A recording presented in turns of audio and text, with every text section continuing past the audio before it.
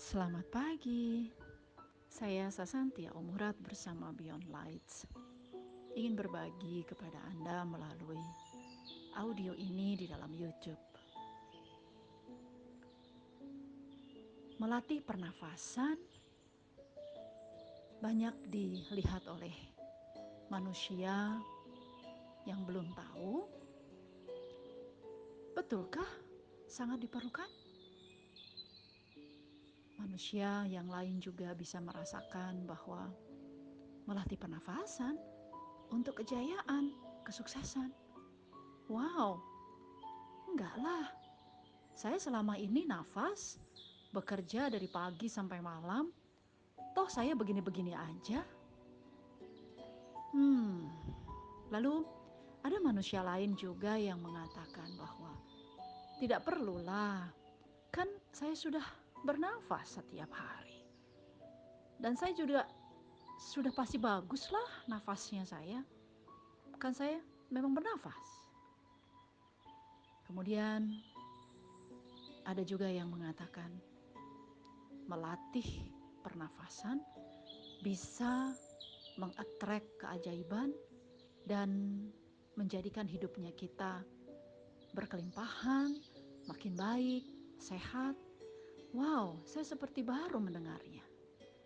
Ya, saya sangat paham apabila ada manusia-manusia yang merasakan seperti itu. Oke, sekarang saya coba ya. Dalam short audio ini saya berbagi saja. Saya dulu juga begitu. Melihat pelatihan pernafasan itu nggak penting. Melatih pernafasan itu adalah sesuatu yang mengada-ada atau rasanya tidak logik. Sampailah pendapat saya itu dibuktikan oleh keadaan dirinya saya. Di tahun 2001 saya sakit. Dan saya migrain 41 hari, gastrik, tangan saya mudah untuk berkeringat dan saya tidak selalunya tenang di tempat-tempat mana-mana. Nah, apakah ada yang mendengarkan audio ini dan mulai merasakan, oh iya ya, saya sepertinya juga ada tuh yang seperti itu. Lalu akhirnya saya pergi berobat kemana-kemana, dan saya belum bisa untuk sehat. Dan migrain saya betul-betul sangat parah sekali. Tiba-tiba saya merasakan dirinya saya mau sadar. Karena biasanya memang manusia itu kalau sudah ada dalam critical point yang memang cukup menuju kepada pusat-pusat penderitaan, itu biasanya memang manusia itu akan cepat sekali untuk mau bertaubat. Dan ya salah satunya adalah saya. Dan kemudian akhirnya saya mencari jawaban dan mengikuti kesadaran saya itu. Saya ikuti kesadaran saya, ada apa sih yang salah? Lalu saya mengamati diri saya sebagai manusia selama ini. Pada saat itu umur saya 31 tahun. Terus saya akhirnya mengamati, iya ya kok saya sering ya berpikir seperti ini. Tiap kali saya berpikir seperti itu, rasa hatinya saya tidak nyaman. Dan saya lanjutkan pikiran dan perasaan-perasaan itu setiap hari yang akhirnya saya stres. Disitulah saya bisa mulai paham. Lalu saya paham lagi bahwa iya ya, kadang-kadang saya kalau berbicara seperti ini. Lalu suara saya seperti itu. Lalu iya ya, saya mudah react ya. Iya ya, saya dengan keluarga saya, kehidupan saya. Lalu saya amati lagi. Dan saya acknowledge ya, kan kita perlu acknowledge. Kita perlu accept, disitulah kesadaran yang sebenar-sebenarnya. Lalu akhirnya saya juga mulai merasakan sebenar-benarnya pikiran dan perasaan saya itu sudah memberikan pengaruh kepada tubuhnya saya di mana. Wah, inilah yang saya ketahui. Jadi migrain saya berasal dari itu.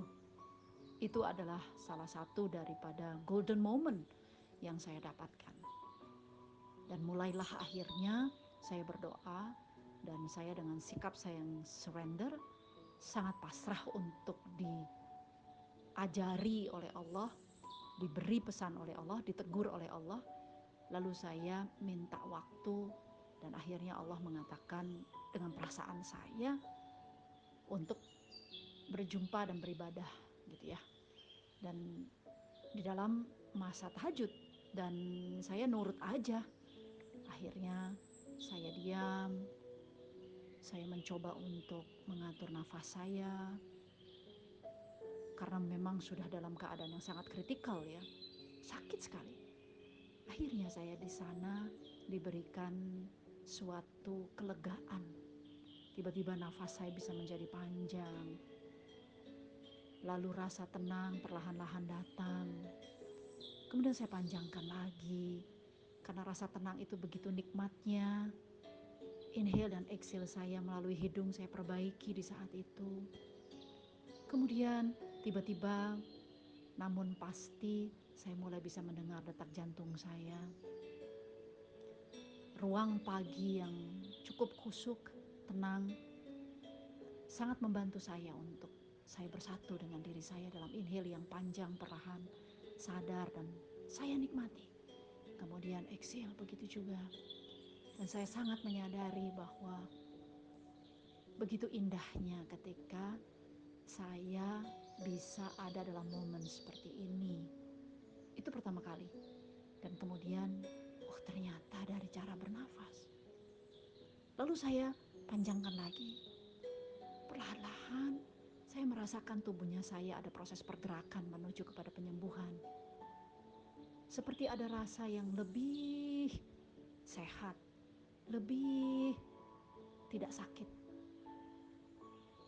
Lalu di sana saya diberikan kesadaran karena memang jiwanya kita selalu terbuka untuk sadar. Wah, ini sangat bertenaga ya.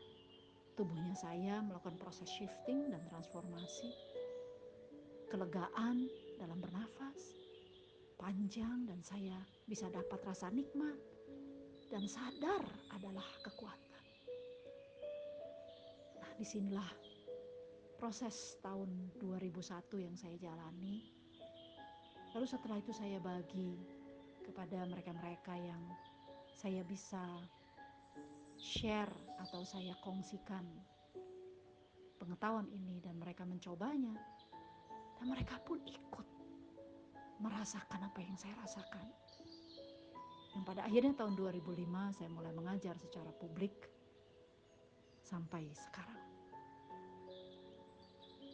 Dan sepanjang perjalanan itu dari 2001 sampai sekarang, memang apa yang diberikan di dalam ilmu-ilmu kesadaran, bahwa kunci daripada sadar adalah nafas yang baik.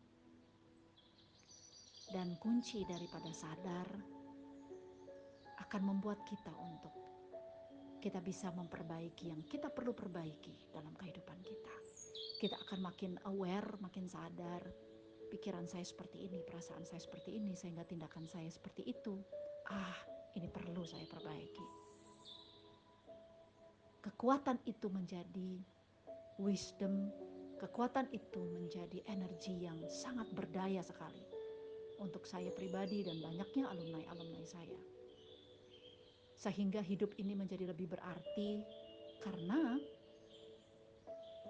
hidup ini dijalani dengan proses-proses pembetulan itu. Proses shifting yang secara sadar dilakukan oleh diri sendiri. Transformasi dilihat betul oleh diri sendiri dan sangat jelas. Dan pada akhirnya mereka-mereka yang memang menggauli lahir batin dengan cara bernafas yang saya namakan nafas damai, mereka pun bisa melihat kehidupan mereka dan kualitinya meningkat.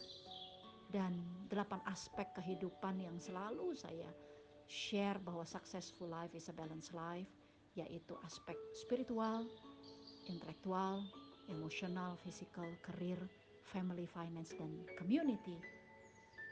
menjadi balance, sedikit demi sedikit, slowly but surely, karena proses perubahan selalu perlu diikuti dengan being kind to ourselves, be gentle, compassion, tetapi perlu bersemangat untuk mau menyembuhkan.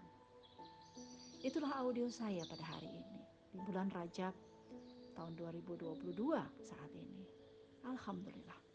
Semoga bermanfaat dan kita jumpa lagi di dalam audio-audio saya yang lainnya. Terima kasih. Assalamualaikum. Salam sejahtera untuk Anda semua. Namaste.